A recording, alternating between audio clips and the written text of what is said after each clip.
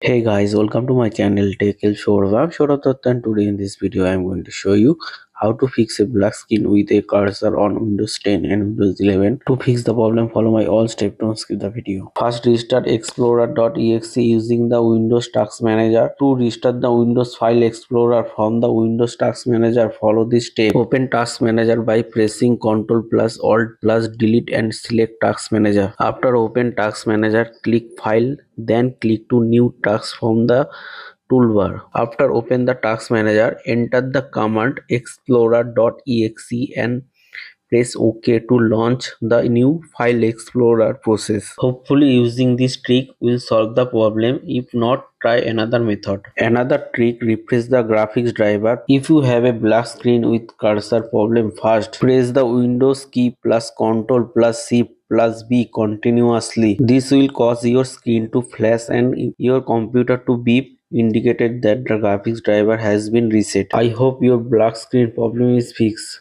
I hope this video helped you. Please share it with your friends also. If you have any doubt related to this, let us know in the comment box below. If you like the video, don't forget to like, share and subscribe to the channel.